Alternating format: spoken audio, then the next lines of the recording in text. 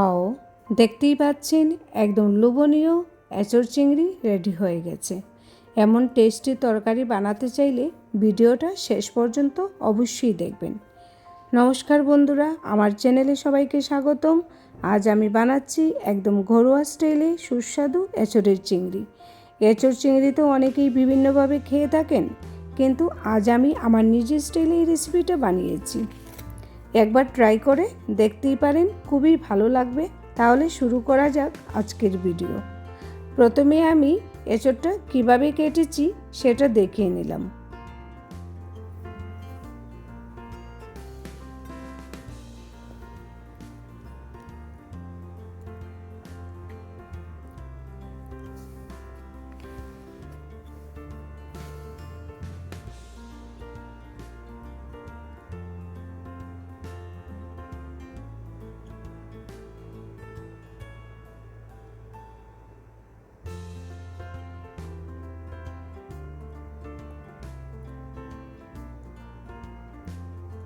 আমার এঁচড় কাটা কমপ্লিট হয়ে গেছে।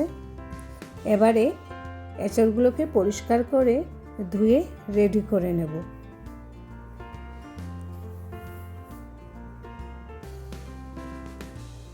আর আমার ভিডিওটি যদি ভালো লেগে থাকে অবশ্যই লাইক, কমেন্ট আর সাবস্ক্রাইব করতে একটুকু ভুলবেন না।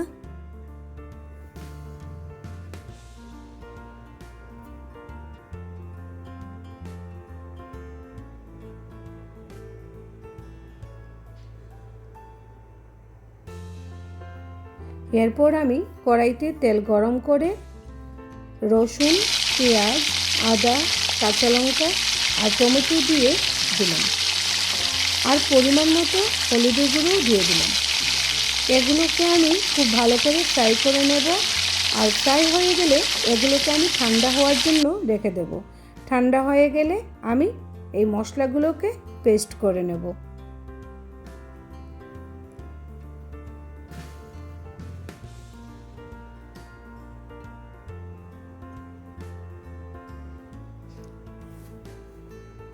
এদিকে আরেকটা কড়াইতে তেল গরম করে প্রথমে আলুগুলোকে ফ্রাই করে নেব।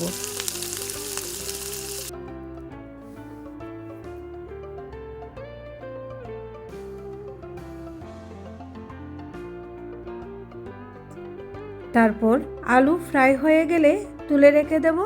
আর ওই একই তেলের মধ্যে চিংড়ি মাছটাকেও হালকা করে ফ্রাই করে নেব, কারণ চিংড়ি মাছ বেশি সময় ফ্রাই করব না।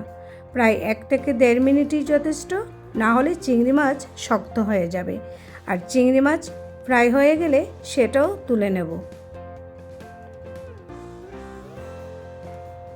এবারে ওই একই তেলের মধ্যে জিরে ফোড়ন দিয়ে দেব। তারপর আগের থেকেই পেঁয়াজ একটু বড় করে কেটে রেখেছিলাম, এবারে সেটাও দিয়ে দেব।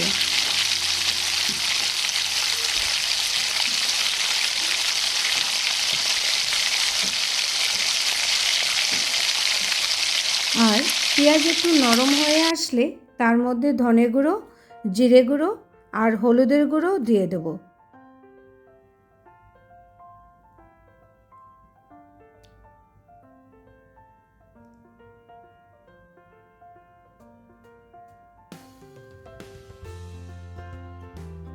তারপর সামান্য জল দিয়ে মশলাটাকে ভালো করে কষিয়ে নেব।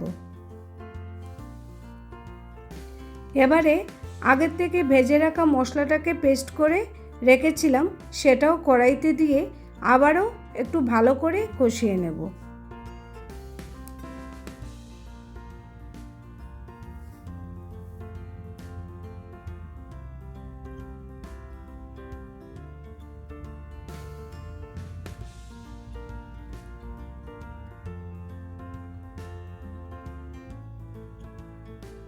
আর মশলাটা কষানো হয়ে গেলে এর মধ্যে কাটা এঁচড় আর ভাজা আলু দিয়ে খুব ভালো করে মিশিয়ে নেব।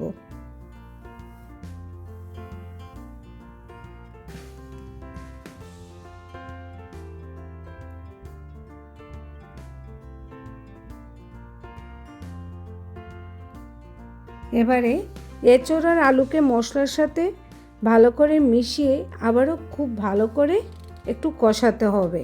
যতক্ষণ না একটা সুগন্ধ বেরোয় ততক্ষণ।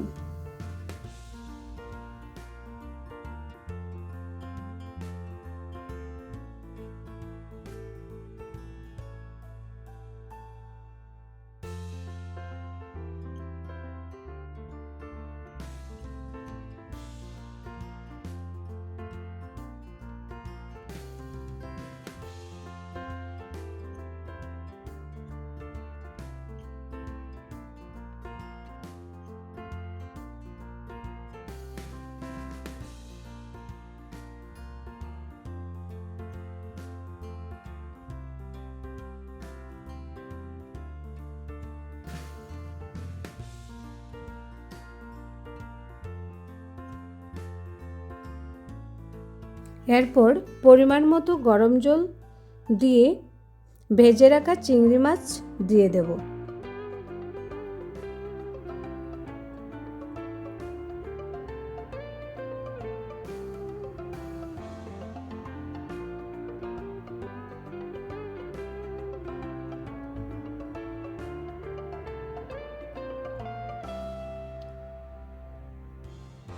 এবারে খুব ভালোভাবে ফুটতে দেব যতক্ষণ না ঝোলটা সুন্দর করে তৈরি হয়ে যায়। আর পরিমাণ মতো নুন দিয়ে দেব।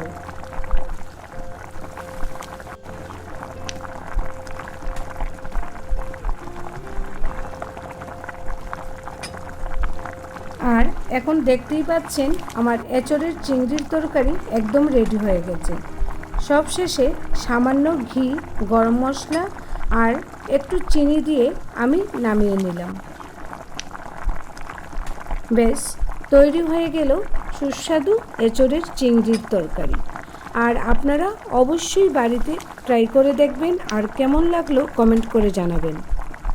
আজকের ভিডিও এখানেই শেষ করছি। আর ভিডিওটা ভালো লাগলে অবশ্যই লাইক, কমেন্ট আর সাবস্ক্রাইব করতে একটুকু ভুলবেন না।